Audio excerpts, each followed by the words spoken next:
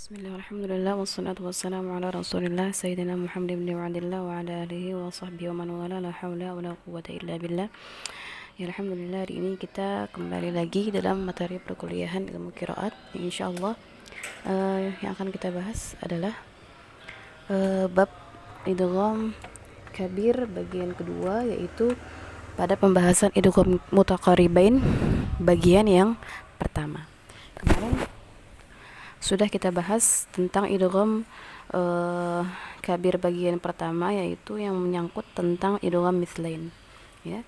Kalau kemarin idgham mithlain adalah idgham yang apabila hurufnya sama makhraj dengan sifatnya.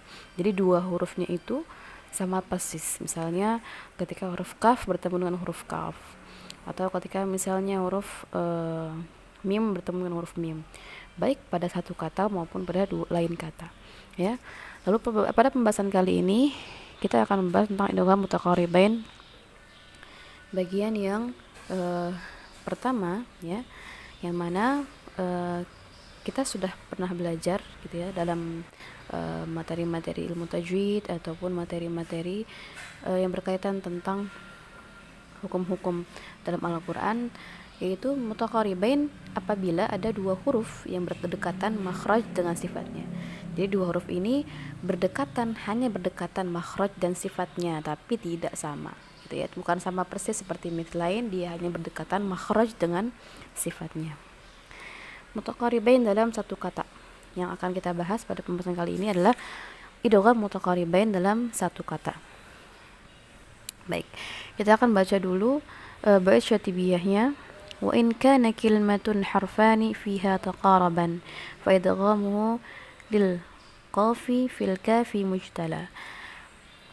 Wa hadha idza ma qablahu mutaharrikun mubinun wa ba'da al kafi mimun takhallala kayarzuqukum wa thaqakum wa khalaqakum wa mithaqakum adhhir wa narzuqukan jala.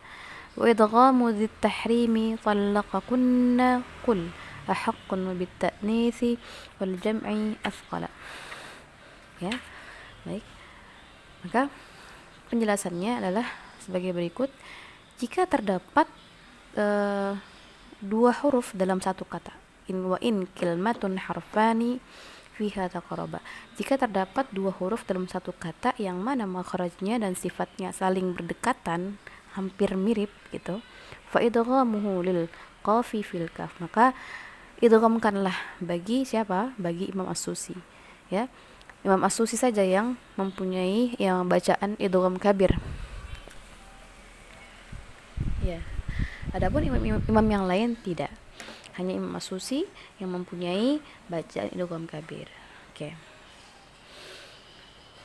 Wahada idza ma qablahu mutaharrikun mubinun.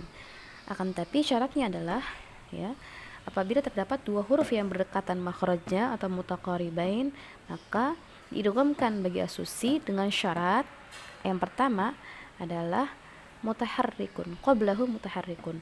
Huruf yang sebelumnya itu adalah huruf yang berharokat, ya, huruf yang hidup, bukan huruf mati, bukan yang huruf sukun gitu. Wa ba'dal kafi mimun, ya. Dan setelah huruf kaf harus huruf mim, ya. Setelah huruf kaf harus huruf mim, seperti yarzuqukum wa thaqakum wa khalaqakum wa mitsaqakum adhhir wa yarzuquka, ya. Jadi pada lafaz-lafaz yarzuqukum wa thaqakum wa khalaqakum, maka di situ kita mengidghamkan, ya, bagi yang membaca dengan As-Susi. Bisa kita lihat dalam tabel nomor 1. Nomor 1 yaitu al-mutaqaribani fi kalimatin, ya. Raqam 1 al-ahwal, keadaannya adalah al-mutaqariban fi kalimah, idgham huruf yang berdekatan makhraj dan sifatnya fi kalimatin dalam satu kata, ya.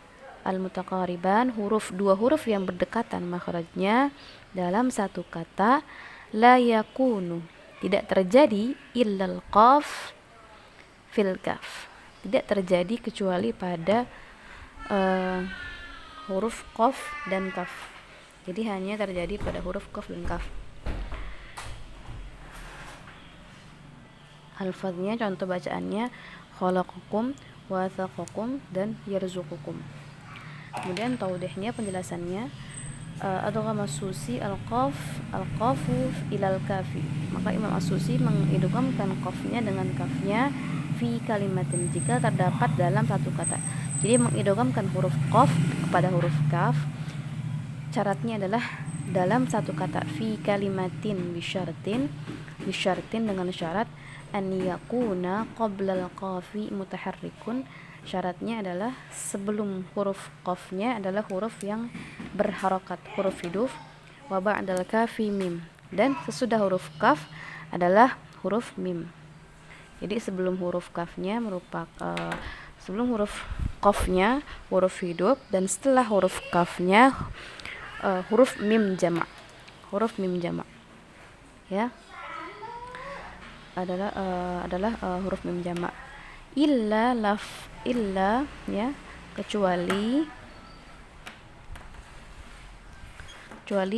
lafaz talaqakunna, kecuali pada lafaz talaqakunna.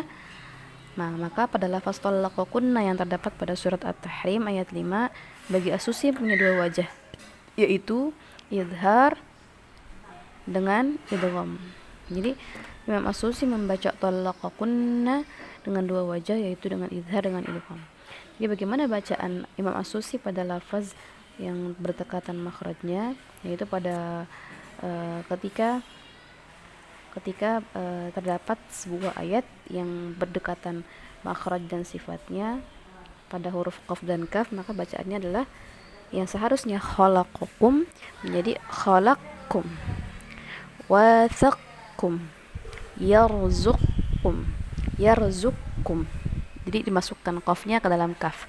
Jadi bacanya adalah kaf. Khalaqkum, wathaqkum, kemudian yarzuqkum. Gitu ya. Adapun pada lafaz talaqakunna itu Imam as-Susi mempunyai dua wajah, yaitu idhar dengan idgham. Oke. Itu ya. Jadi idgham mutaqaribain dalam satu kata hanya satu saja masalahnya ya, ketika huruf qaf bertemu dengan huruf kaf.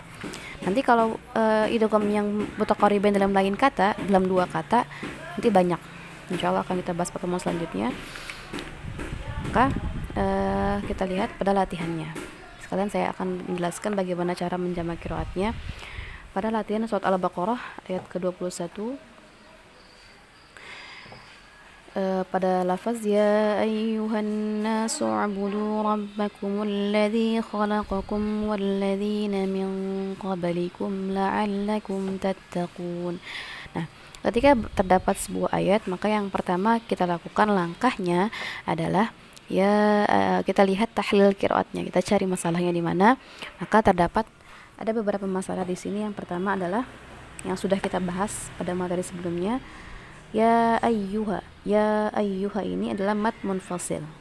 Kita garis bawahi ianya, garis bawahi, itu masalah yang pertama, mad munfasil. Yang kedua, rabbakumul ladzi khalaqakum wa, maka menjamak bertemu dengan huruf selain hamzah ya. Khalaqakum dulu. Khalaqakum ini adalah merupakan idgham kabir, idgham mutaqaribain ya. Qaf bertemu dengan kaf, maka ini masalah yang kedua. Ini masalah yang pertama ya ayyuha di garis bawahi mad munfasil. Masalah yang kedua adalah khalaqakum, yaitu masalah idgham kabir. as-Susi membaca dengan idgham ya. Adapun tadi mad munfasil, lafaz mad munfasil, pada hukum mad munfasil, maka kita kupas semua bacaan para imam, boleh dilihat dalam tabelnya. Yang pertama, Qalun dan Ad-Duri baca dengan qasar dan tawassut, Ibnu Katsir dan As-Susi membaca dengan qasar, Warsh dengan hamzah membaca dengan tul, Al-Baqun membaca dengan tawassut ya. Lalu yang selanjutnya, min qablikum, mim bertemu dengan selain huruf khalaqakum wa ya. Mim jamak bertemu dengan selain huruf hamzah ya. Maka bacaannya adalah qalun bisukun wassila. Qalun punya dua wajah, bisukun dengan sila, Ibnu Katsir bisila, Al-Baqun bisukun. Setelah mentahlil qiraat, kita kupas semua masalahnya yang ada pada ayat ya. maka kita langsung menjamak ya, menjamak. Ketika mengupas semua masalah, tulis semua masalah, semua bacaan para imam 7 pada hukum tersebut ya. Tapi ketika masalahnya sama, tidak usah 2 kali gitu. Jadi nomornya sama tapi nggak usah ditulis banyak. Ketika menjamak ya, langkah yang pertama kali adalah kita tulis kolun dulu. Kolun, kemudian kita tulis di atasnya setelah kolun angka 1, 2, 3. Bacaan pertama, bacaan kedua, bacaan ketiga. Pertama, masalahnya adalah mad munfasil. Bacaan kolon pada mad munfasil adalah qasr dengan tawasud. Kita tulis qasr dulu. Qasr munfasil bagi kolon. Yang kedua, pada idgham kabir. Masalah yang kedua idgham kabir. Idgham kabir bagi kolon, Imam Qalun membaca dengan idhar ya pada idghamnya. Jadi khalaqakum bukan khalaqkum. Kemudian pada hukum mim jamaknya, ketika hukum mim jamak maka Qalun mempunyai 2 wajah, sukun dengan silah. Maka kita masukkan sukun dulu ya, sukun mim jamak ketiga. Lalu selanjutnya masih Qalun.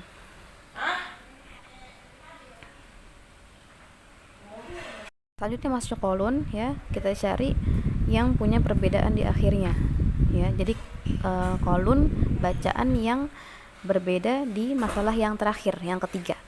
Maka kita cantumkan yang pertama masuk qasr munfasil bagi kolon, yang kedua masih idhar bagi kolon.